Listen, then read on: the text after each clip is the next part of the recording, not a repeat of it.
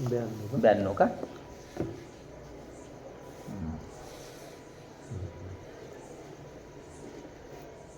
श्रीरामचंद्राय नमः.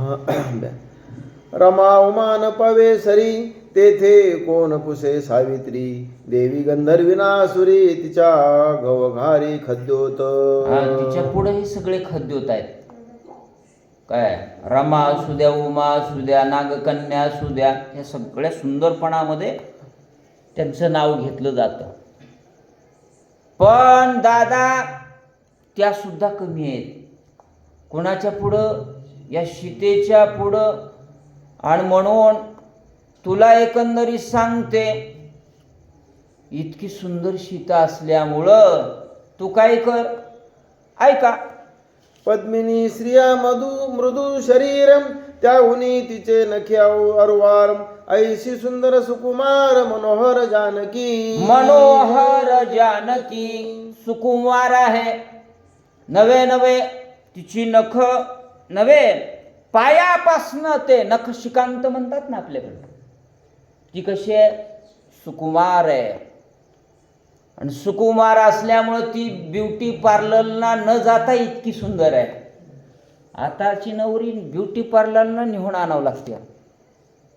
काय लाल कांदील कशाला? ओठांना, नेल पॉलिश नखांना, पांढरी पावडर तोंडाला, भुरा रंग भोयांना, नेल. आता सगळं कशाला सांगू? कळे नाही बायको आहे की रंगाचा कारखाना. कारखान्यात झालाय की. म्हणून तशी नाही ती, ब्युटी पार्लरला सुद्धा गेली नाही. नागकन्या तिच्या पुढं कमी आहेत. नखशिकांत ती सुंदर आहे. टचकून रावणाला झालं. रावणाला तीच आवड होती ना. शूर्पणखा काय काय भुलवण्यासाठी भावाला कैवार घेण्यासाठी सांगते, ऐका. ठाण मान गुणलक्षण, घवघवीत निज लावण्य. तिचे देखताची वदन, मूर्छापन्न कंदर्प. म्हणून मूर्छापन्न कंदर्प सगळे भुलतात, सगळे. तिचं वदन चेहरा बघितल्या बरोबर. सध्या मुलं जशी भुलतायत ना, नट्या ह्या मोबाईलवर येणाऱ्या रील्स पाहिल्या की काय महाराज, आजकालची मुलं राहिलीत का? हे बघून बघून बघून मौली महाराज अर्धे मुलं लग्नच करेना झालेत. हे सत्य आहे बरं का. नकोच म्हणालेत आम्हाला. काल हे सगळं बघितल्याच्या नंतर काही गोष्टी या जपून लपून काय जोखमीनं केल्या जात होत्या, त्यामुळे त्याचं महत्त्व होतं. आता जोखीमच राहिली नाही ना. म्हणून एवढी सुकुमार आहे म्हटल्याबरोबर राजा रावण भुलला पाहिजे, तोही आला पाहिजे. या दृष्टिकोनानं कोण सांगू लागली? शूर्पणखा सांगते राजा रावणाला, ऐका. वर्तुळ वदन विशाळ नयन, देखता जाय भूकतान. तिचे देखता बर्वेपण, मनमोहन विरक्ता. विरक्त जरी असला ना, मनमोहन विरक्त जरी असला तरीही तिचे देखताची वदन सुकुमार वदन आहे, गोरीपान आहे, वर्तुळाकार चेहरा आहे. एक ओळी आली होती ना माग, स्त्री क्षणभरी जरी होया स्त्रियाची संगती, विरक्त ही उटी भोगार्थी, असं काही म्हटलंय. क्षणभर म्हटले. इतकं स्त्रियांचं आणि पुरुषांचं काय आहे इथं, तर सगळे हातात हातच आहे सगळे. बघालोत ना आपण. एकांतात स्त्री भेटू नये, नातांच्याच वया गेल्यात माग. एकांती लोकांती स्त्रियाशी भाषण करू नये, करायचं नाही. कोणी असली तरी माता भगिनी सोडल्या ना, आपल्या घरातलं सोडलं तर दुसऱ्यांना तेवढं बोलायचं नाही. हे बंधन होते पालिमकर साहेब. आता बंधनच नाहीत ना. आणि बंधन नसल्यामुळं स्त्री हा काय म्हटले? स्त्री तव अग्निकुंड केवळ. आणि मग पुरुष घृत म्हणजे लोणी किंवा तूप आणि मग ते जवळ आल्याच्या नंतर पगळतंय ना, तशी ही सुकुमार आहे, साजरी आहे, गोजरी आहे. टचकन होऊ लागलं त्याला. राजा रावणाला भुलवायचं होतं ना, कुंकून तिकडे न्यायचं होतं. काय काय वर्णन करू लागली ती. सीता देखता सौभाग्ययुक्त पिके होय पंचामृतम ती पासून न उठे चित्त लोलंगत तत्कामे. लोलंग तत्कामे. तिला बघितल्या बरोबर काय होतंय म्हटले, सगळ्या इंद्रियामध्ये कामनाच कामना निर्माण होत्या दादा. नवे सगळे इंद्रिय तिच्यामध्ये भुलून जातात. अशी कोण आहे? सीता आहे. आणि त्या स्त्री कामामध्ये सगळे भुलले महाराज.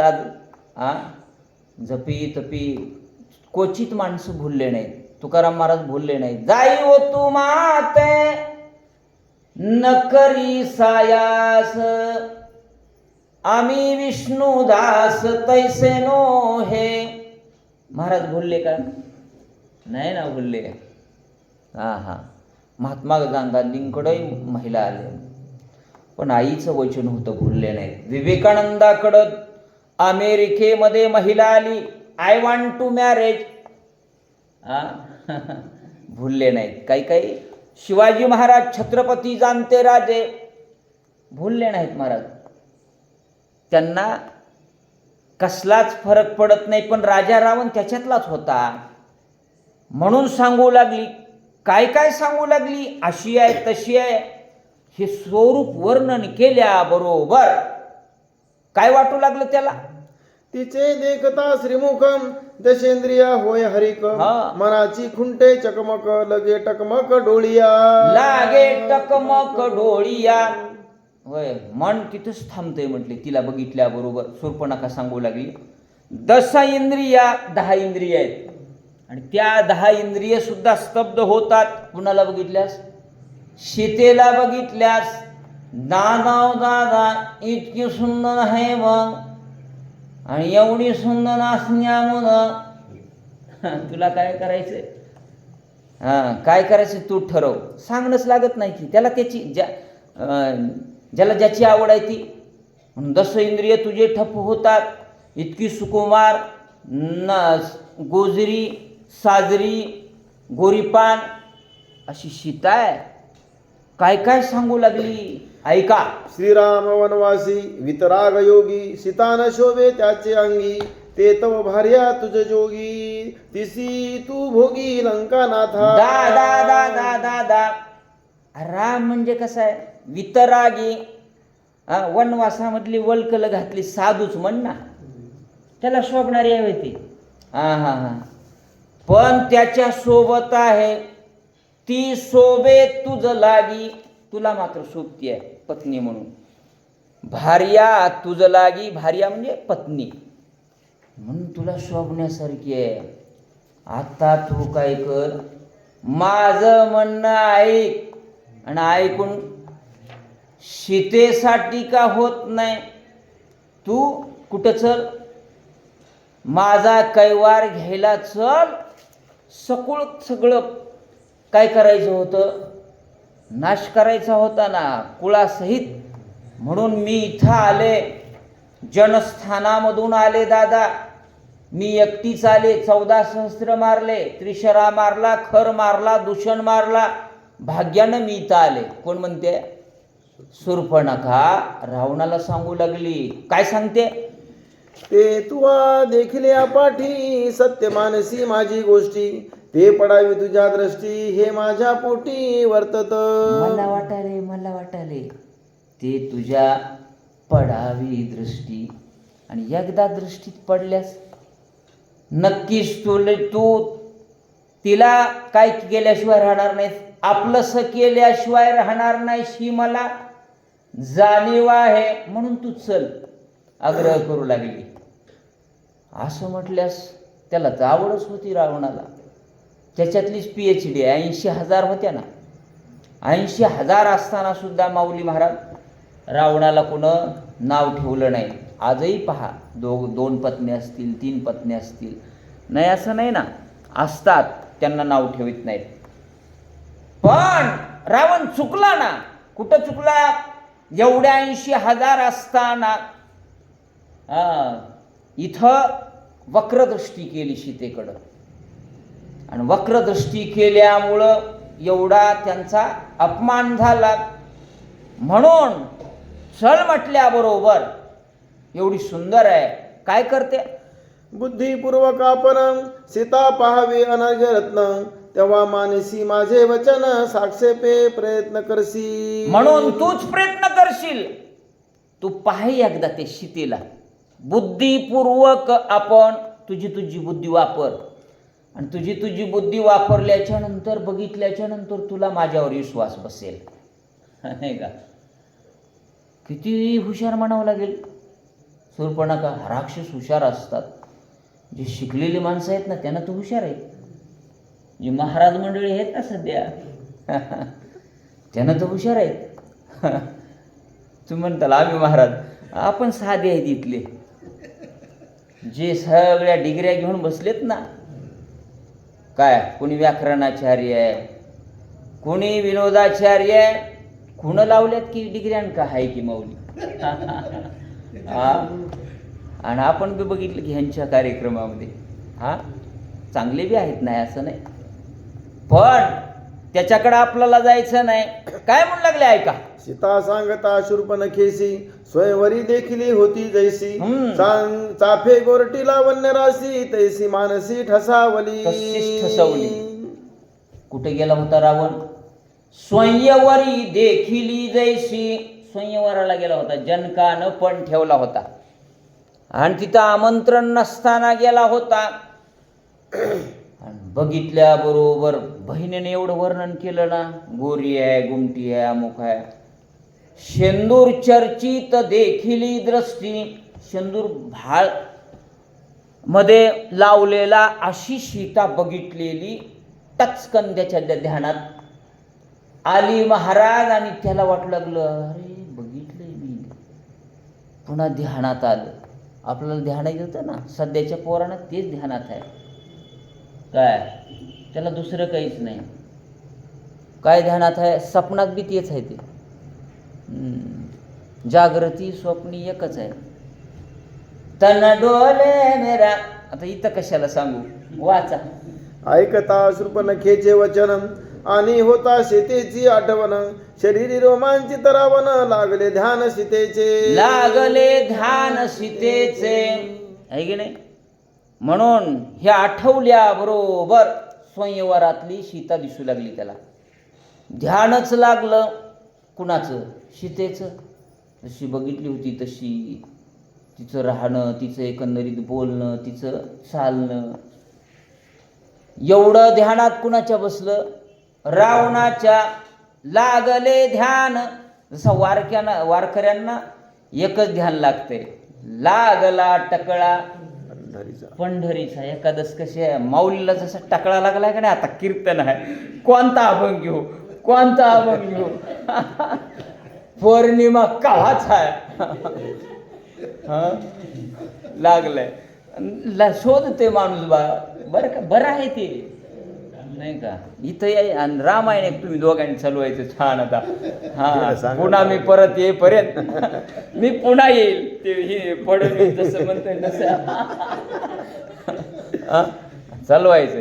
तुम्ही सांगाय शिकायचं. होय, झाडे काका महाराज हे करते, वाचाय शिकतील. तुम्ही दोघं सांगाय शिकायचे इथल्या इथं. आणि हे सगळे श्रोते आहेत ना, ते वाचतात, ते हरिपाठ करतात, तेही वाचतात ना. काय ह्यांनी नाही चालवणार ना, तुम्ही 4-5 चालवायचं. मला फोन करा. पण चालू आहे रामायण, चालविणार आहे, तुम्ही माहीत आहे मला. वाचा. करिता गमनागमन सीतामय त्याचे मन, करिता भोजन शयन, अखंड ध्यान सीतेचे. करिता गमनागमन, इकडं फिरताना तिकडं फिरताना. होय, भोजन शयन, भोजनामध्ये सीता दिसू लागली. झोपाय गेला, सीता दिसू लागली. काय येड लावला असेल पोरांना? तसंच झालंय ते. म्हणून इतकं वेळ लागलं. बहिणीनं सांगितल्याबरोबर शूर्पणखेनं अजून प्रत्यक्ष बघितल्या का? तिथं बघितलेली सीता स्वयंवरामध्ये. मग काय झालं ऐका.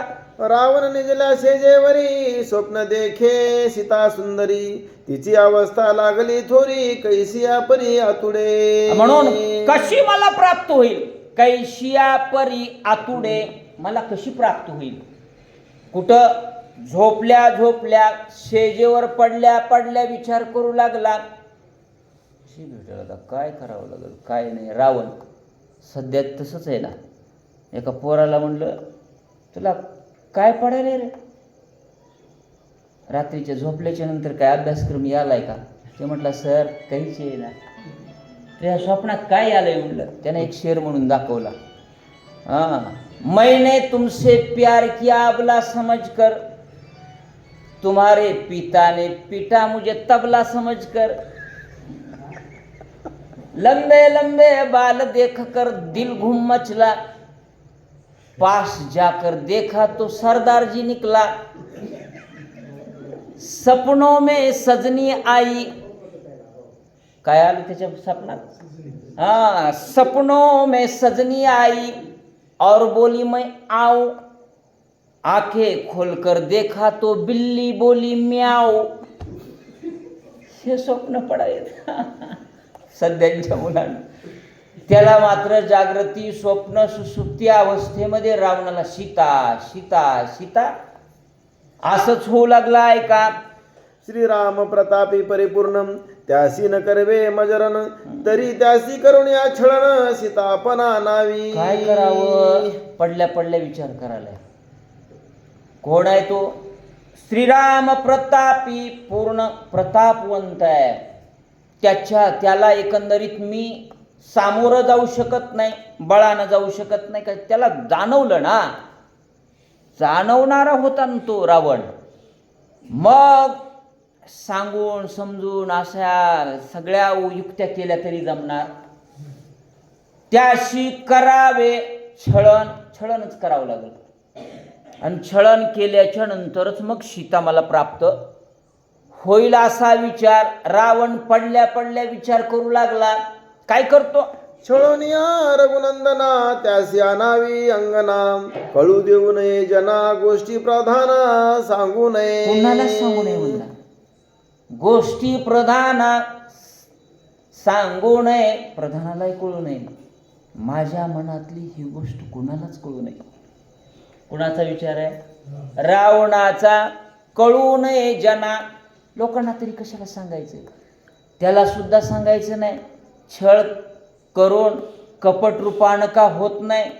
माझ्या दीदीनं सांगितली ना सीता, आणि मी बघितल्या स्वयंवरामध्ये, लय माझ्या मनात बसले. आपण म्हणतो ना ही मुली खरं जवळची आत्याची आहे तुया, मी करतो का तसली शेंबळे नाही करणार. अरे तसं नाही, जवळची आहे, मला ती बसली आहे ना. आजकालची मुलं तसं रावण म्हणू लागला, मला तीच एकंदरीत बसली. आता कशी कशी बसली आहे. मग विसर्जनिया सभास्थाना, हो. रावण आला निज भवना, सीता प्राप्तीची विवंचना निज मना विवंची. सभास्थान जे होतं ना ते विसर्जित केलं. जा म्हणले मला सगळं, आता तुम्ही ज्याच्या ज्याच्या ठिकाणी जा बरं. विसर्जनिया सभास्थाना, रावण आला निज भवना, त्याचं जे भवन होतं, अनेक भवन होते त्याला, परंतु आणि आल्याबरोबर भोजन करीना गेला, झोपणा गेला, सगळा टाकळा सीतेचाच लागला. मग काय केलं रावणानं ऐका ना. निद्रा न लागे शेजे अंत, आता सारथी पाचारू त्वरित, पिशाच खरी योजला रथ, निघे लंकानाथ मारीच्या पाशी. त्याला झोपच येणार ना. निद्रा न लगे शेजे आत, पडल्या पडल्या झोप येते का? चिंता असू द्या तुम्हाला, पोरांना बोलू द्या, कोणीतरी बोलू द्या, घरात काहीतरी होऊ द्या, माऊली टकळीच लागते. मग 4च्या पुढून थोडी थोडी झोप लागली. झोप लाव का, उठता की आता. होय. मग वाटते माणसाला आता तर लागू लागते. पण टकळी पडते का नाही? महिला असो किंवा कोणी असो, कुठली असो, तुम्हाला पारमार्थाची असेल पण टकळी, हा मग शेजेमध्ये तळमळ करू लागला आणि तळमळ करत करत खेचरत प्रधानानं सांगितलं आत्ताच्या आत्ता तयार कर, मला जायचंय. आला मारीच दिसला त्याला मामा. आणि मारीचाकडं आल्याबरोबर काय सांगतो तो? मारीच रावणा भेटी गोष्टी, हा. माया मृगाची कमी कामिक दृष्टी, दोघे येते पंचवटी, सीता गोरटी हरणार्थ. दोघे येती पंचवटी. मग मारीच मामाकडे आल्याच्या नंतर दोघं बोलणार आहेत. हे आजच्या अध्यायानं मध्ये होणार नाही. आपला वेळ बी संपलाय, नगच म्हणून लागलो आम्ही, इथून येता येणार गेला आम्हाला. त्यांनी प्रयत्न केला, मोरे काकूनी म्हटले या आता वाचून तरी घेऊ. वाचित एवढे तुम्ही श्रोते आला. म्हणून मग अध्याय बी संपला. आला मारीच्या जवळ आला रावण, दोघं बोलणार आहे. आणि मामाला कुठं आणणार आहे?